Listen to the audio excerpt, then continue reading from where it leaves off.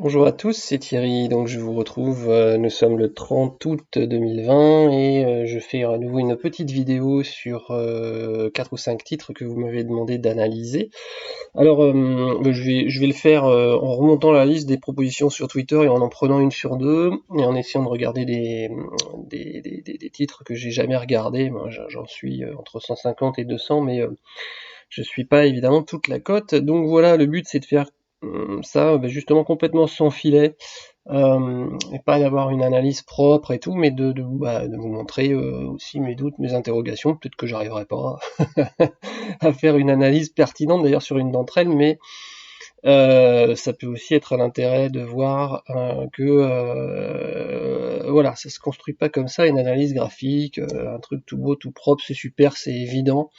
J'en ai un peu marre de ces discours policés qui font penser que c'est toujours super facile.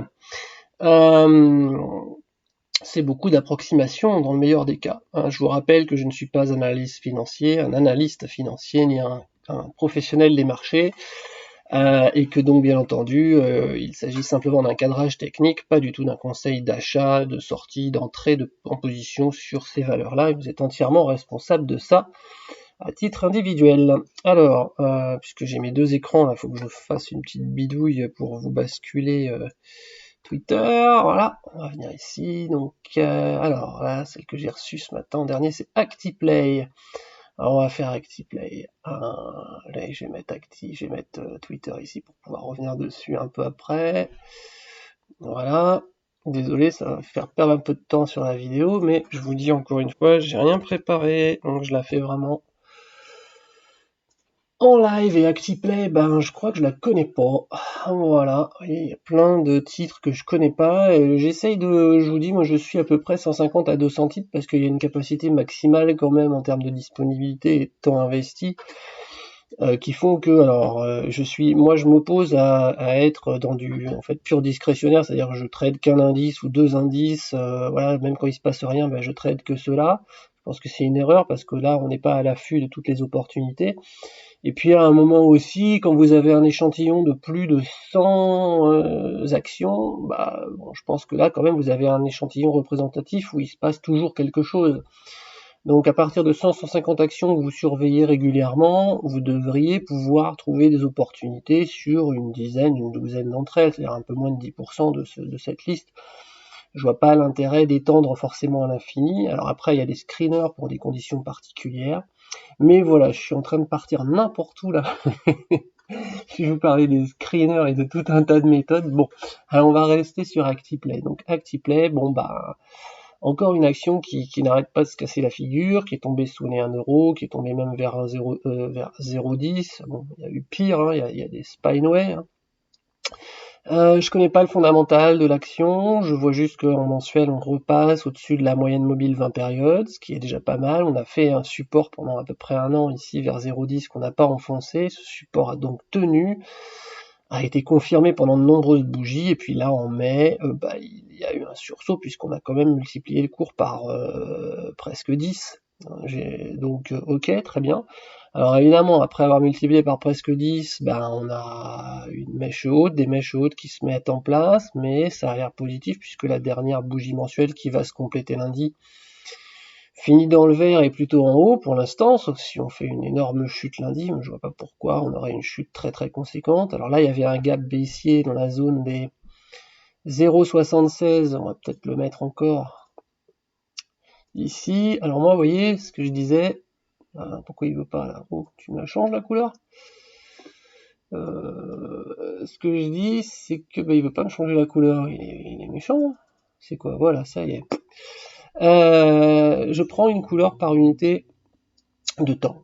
Que ce soit un support ou une résistance, j'utilise la même couleur parce que comme je suis sur plusieurs unités de temps, ça permet ensuite, quand je mets les supports et les résistances sur les unités de temps inférieures, de pas du tout m'y perdre et de voir tout de suite à quelle unité de temps correspond quelle droite sur mon graphe. Voilà, donc ça c'est une méthode perso. Alors vous voyez quand même que ce haut de gap ici joue le rôle de résistance puisque on n'a jamais clôturé au-dessus et bizarrement on est pile là.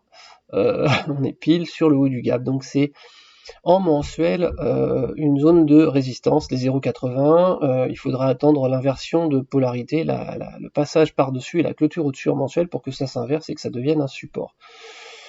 Au niveau du volume, on voit bien qu'il y a une nouvelle ou quelque chose, puisque ça a bien augmenté là, donc bon, tout ça c'est plutôt positif. Maintenant la résistance suivante évidemment c'est 1,10, là vous voyez avec la Bollinger supérieure, et puis comment dirais-je, le mois suivant ça a l'air déjà être en place. Ici il y a un pivot, ça doit être le R3 mensuel, ici vers 1,10, donc on fera bien attention au 1,10 également, qui correspond à un plus haut ici aussi. En hebdomadaire, ben voilà, en hebdomadaire, on va regarder. Donc on retrouve la zone de support ici, l'extension haussière, la moyenne mobile 20 périodes est haussière, les Bollinger aussi, donc support EMA 15, premier support EMA 15 ici, puis la moyenne mobile 20 périodes. C'est pas mal ActiPlay parce que le cycle court est redescendu vers la zone de survente ici, vous voyez, et les cours n'ont pas énormément corrigé. On a donc la possibilité pour l'instant d'avoir un biais plutôt haussier, d'attaque à nouveau de la zone de résistance dont je parlais en mensuel. Il faut bien surveiller en hebdomadaire quand est-ce qu'on va se retourner à la hausse ici, et puis si on fait un non-croisement aussi sur la MACD.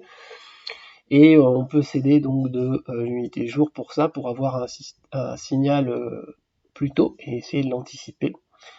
Alors le signal, pour l'instant, bon, on avait une convergence, vous voyez, des Bollinger, on avait une espèce de tentative de petit range là, et puis on est déjà en train de réattaquer vers le haut avec une divergence, une moyenne mobile qui commence à monter vers le haut aussi, la Bol Inf est en train de se retourner en vert, la MACD est haussière, donc tout ça c'est pas mal, sur ActiPlay. On a une résistance ici qui est la MOG-ALEF, court terme, donc à 0,82. Et puis, en support, en dessous de nous, là, on a le MA15, et toujours pareil, la moyenne mobile 20 périodes, pour moi, enfin, c'est celle que j'utilise essentiellement. Donc, vous voyez, on a deux belles mèches basses. Voilà, donc pour moi, la tendance est plutôt haussière, et un biais haussier pour l'instant sur le court terme. Après, on surveille les résistances, et puis voilà, les supports. Alors, après, on est déjà dans le money management et dans le risk management et tout, mais en termes de stop, on peut...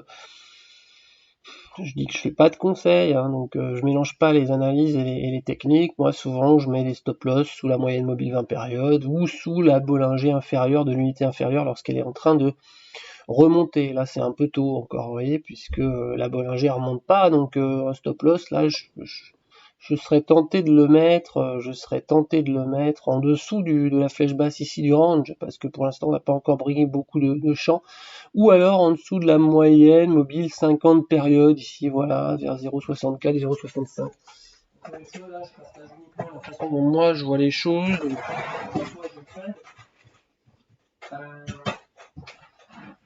Je mets de la batterie sur mon portable, et donc pas forcément de la façon dont vous devez du tout reproduire. En tout cas, entrer sur le marché, sortir sur le marché. Voilà, je ne sais pas, peut-être qu'elle va repartir à la baisse, je suis pas voyant, mais voilà, j'ai un petit biais haussier et je vous ai donné des indications. Alors, pour les autres actions, donc on saute une sur deux. Alors désolé pour Navia, je la ferai sur une autre vidéo. Freelance, donc Freelance, allons-y. Freelance, je la connais mieux. Alors elle, je la trade pas sur le très court terme parce qu'elle était tellement explosive. Là, je la trade, on va dire vraiment à moyen terme, en me disant que vu les changements de société qu'on a, les CDI vont aller diminuant et les missions, à mon avis, vont aller augmentant, ce qui est pas mauvais pour le business de ce genre de société. Mais voilà, je change encore de sujet puisque je fais de l'analyse technique. Donc Freelance, tiens, il y a une résistance là-haut. Alors vous voyez, je l'avais déjà tracé cette action-là. Alors elle doit remonter à vraiment loin, elle, parce que... qu'est-ce que j'ai mis? Ah oui, on a une mèche basse ici, une mèche haute ici qui croisent à peu près au même niveau, et puis peut-être encore plus loin, non. Donc voilà, j'avais mis deux niveaux de résistance. Vous voyez, le premier à 4,83, c'était il y a longtemps, c'était il y a 2-3 bougies déjà. J'étais allé chercher où est-ce qu'on aurait un faisceau de résistance. Vous voyez, il est ici et ici, donc on vient de buter dessus. Pour l'instant, on est redescendu. Alors freelance, ce qui m'ennuie, c'est qu'on va ouvrir le mois de septembre et vous voyez, regardez où se trouve la Bollinger Supérieure. Elle se trouve ici. Et je vous rappelle que moi j'ai un principe, quand on ouvre loin au-dessus d'une Bollinger Sup, en début d'une unité longue, comme semaine ou mois, en général, je rentre pas en position à la hausse parce que ne serait-ce que statistiquement, la force de rappel est très importante vers les Bollinger et donc au minimum, j'attends un retour d'appui. D'ailleurs, regardez, c'est ce qui s'est passé pour le mois d'août. Le mois de juillet, on est parti à la hausse, on est parti très, très beau, très fort, hein. On a fini presque en haut du chandelier, on a failli faire un gros maroubozo vert. On a ouvert au niveau de la clôture, on est monté, je suppose, vers les 4,80, et puis à un moment, la bougie, elle était en l'air, en lévitation, elle touchait pas la Bollinger Sup, et vous voyez qu'il y a eu un retour d'appui. Donc au mois de septembre, attention, on est vers les 4,50, la Bollinger, elle est vers les 4. Attention au timing, quoi, hein. Ça monte, c'est joli, mais voilà, il y a pas de support là en dessous avant. Vous voyez, on peut redescendre à 3 euros là, si on s'amuse à chercher l'ancien plus haut qui était résistance horizontale et qui a devenu comme support, c'est 3,10 €. Donc quand ça monte vite et fort comme ça, le problème c'est que on n'a pas le temps de créer des supports intermédiaires et que si ça se casse la figure, ça se casse la figure tout aussi vite. Donc faites attention, hein, niveau stop loss, etc. La première règle en bourse au trading, c'est d'abord de ne pas perdre et après d'essayer de gagner. Donc là, en hebdo, on a fait une belle envolée haussière. Oui, en plus on avait un support ici, une résistance, et je suppose que si je fais un report de range, plus ou moins, je vais me retrouver en dessus ou à peu près au même niveau là que la clôture. Donc il y aurait un report de range, je vais pas le faire là pour calculer toute la distance et tout, mais enfin aux alentours des 4,30, vous voyez, ça devrait être par ici. Il y a peut-être une résistance si on clôture sous ce niveau lundi, faites attention, il va falloir regarder où se trouve la clôture du mois, encore une fois, par rapport au report de range entre les 1,90 et les 3,10 ici. Donc ça devrait nous donner 4,30 à peu près. Là, le cycle court commence à redescendre. Donc là, attention, on surveillera avec beaucoup d'attention une potentielle synchronisation baissière ici des cycles, parce que le cycle court mensuel est en haut là. Si jamais on commence à avoir une synchronisation baissière, attention à la hausse, hein. C'est souvent aussi signe d'une pause, d'une temporisation. Je suis rarement à l'achat lorsque j'ai deux cycles d'unité de temps qui sont baissiers, hein. C'est en général les deux roues du véhicule indiquent la direction opposée, donc j'essaye de pas aller trop en contre-courant des cycles, même si les prix latéralisent et semblent donner une bonne performance. Donc sur l'unité jour, on a, vous voyez, j'avais tracé un couloir aussi ici, une résistance qui est devenue un support, tiens, vous voyez, depuis le temps. On est venu s'appuyer ici, on est venu s'appuyer ici. Donc là, on a un support hein, qui est dans les 4,04, voilà, en unité jour, au niveau des 4 euros. En plus, la moyenne mobile 50 périodes arrive par-dessus. Donc voilà, on a un support de plus court terme sur la zone des 4. Il ne faudrait pas qu'on casse la moyenne mobile 50 périodes, là oui, qui a servi de support ici, qui a servi de support ici, ici, ça serait embêtant. Donc pour moi, voilà, moyenne mobile 50 périodes haussière en support. Attention, vous voyez ici aussi la moyenne mobile, pardon, pas la moyenne mobile, la MACD se retourne à la baisse. Le cycle court qui était en surachat se retourne à la baisse. Donc pour moi, on va sûrement assister à une temporisation au début du mois de septembre sur Freelance plutôt qu'à une continuation de la hausse. Voilà, alors, je sais que tout le monde a envie d'acheter le futur Tesla ou Apple. Moi, j'essaye d'être prudent, d'être sur des stats qui vont dans mon sens. Après, je sais pas combien de temps va durer la vidéo du coup, parce que je m'éternise un peu, donc Mint on saute parce que je l'avais déjà fait, je prends rien, et puis bon, je saute une personne sur deux, donc désolé à Tinder Matteo, ce sera la prochaine fois. Marathon patent, déconcertante. Bon, marathon patent, marathon patent. Voilà. Euh, Marathon patent, oui, elle est déconcertante, je sais pas. Pour moi, elle ressemble à un tas d'autres boîtes qui sont passées de 150 à 2. C'est pas pour être méchant, hein, mais voilà quoi. Il y a Et je vous montre moi dans mes listes. J'ai des listes comme ça, j'ai des listes de small cap, j'ai des listes, puis une petite liste de valeurs haussières, long terme, moyen terme, etc. Alors allez regarder Albioma, Euronext, Guillemot, Iliad. Alors c'est une liste que j'ai fait il y a un mois, donc c'est un peu moins vrai maintenant, mais enfin regardez ces listes-là, Neoen, Sartorius, Voltalia, puis comparez-les aux valeurs que vous choisissez, et alors ça dépend de votre horizon de temps d'investissement, hein, si vous êtes sur du très court terme, du day trading, que vous jouez la volatilité, le rebond sur 2-3 jours en swing très court, bon ok. Mais la tendance de fond, voilà quoi. Je veux dire, s'il faut expliquer ça, voilà. C'est quand même. Alors, j'ai vu qu'il y avait un rebond jour lundi, on va quand même garder l'ordre et on va se mettre en hebdo. Donc, on va essayer de sauter ce. Attendez, hop. Voilà. Donc, un hebdo.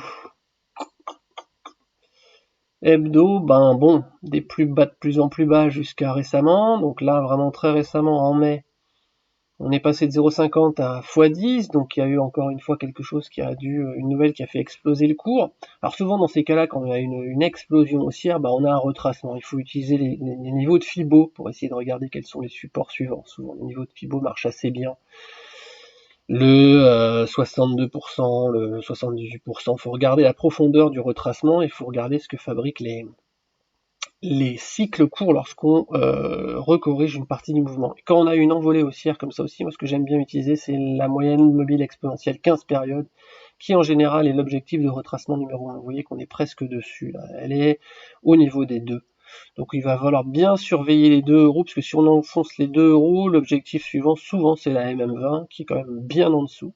Donc pour l'instant, le support pour moi en hebdo, vous voyez, 2 euros en plus, ça correspond à un point haut qui est ici, et puis à des mèches basses qui sont ici. Voilà, donc là très rapidement, je peux vous dire que moi, si j'ai envie de mettre un support dans cette correction, eh ben c'est autour des 2. Voilà, c'est par là quoi.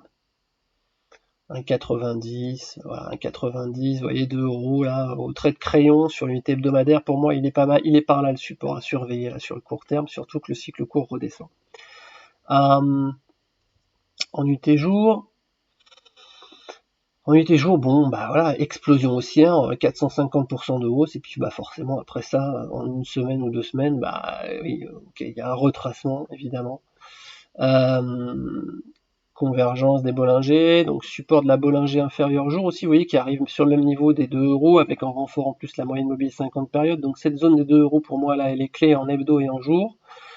D'autant que le cycle court est en train de se retourner ici à la hausse, vous voyez, il va remonter vers la zone de surachat, donc là ça sera vraiment intéressant de voir si le potentiel haussier n'est pas épuisé, c'est-à-dire est-ce qu'on arrive à casser cette fois-ci le MA15 en jour, à rejoindre les plus hauts, parce que la bol sub s'est quand même retourné, donc il est quand même assez probable, vous voyez, en plus là, le TMACD a fait un nouveau plus haut, quand on avait fait le plus haut ici vers les 5, c'est retourné, et on était en phase haussière, c'est-à-dire les deux bols étaient haussières, et là, la Bollinger haussière s'est retournée à la baisse. Donc ça, souvent, je dis encore une fois souvent, c'est pas une prédiction, c'est le signe d'un plus haut temporaire. Donc il est peu probable pour moi que dans les semaines qui viennent, on arrive à dépasser comme ça les 5,25. À mon avis, on va être dans une période de réduction de la volatilité entre les bandes de Bollinger jour qui sont ici. Vous voyez, donc surveillez bien le MA15 jour, la réaction des prix là sur la remontée du cycle court, et est-ce que la MACD en UT jour recroise à la hausse, se retourne à la hausse et recroise, auquel cas, bon bah voilà, vous avez un support jour et hebdo autour de la zone des 2 euros. Je vais arrêter la vidéo là parce que je pense que j'ai parlé déjà longtemps sur ces 3 vidéos, je ferai peut-être encore une sur les 2 vidéos suivantes parce que je vous en avais promis 5, mais vous voyez, bon voilà, ça dépend un peu du contenu. Moi, le but c'est pas de faire de la mitrailleuse en vous donnant un conseil encore une fois toutes les 20 secondes par action, ça n'a aucun intérêt, c'est plus pour vous partager la façon dont j'analyse les choses pour que vous soyez autonome, que vous appreniez à faire vos propres analyses techniques sans avoir besoin de quelqu'un comme une béquille pour les faire à votre place. Je crois pas trop à ce genre de choses. Je crois qu'il faut vraiment que vous deveniez indépendant là-dessus, que vous fassiez vos erreurs vous-même, mais c'est comme ça que vous allez progresser et prendre confiance. Voilà, bah écoutez, je vous souhaite un excellent trading.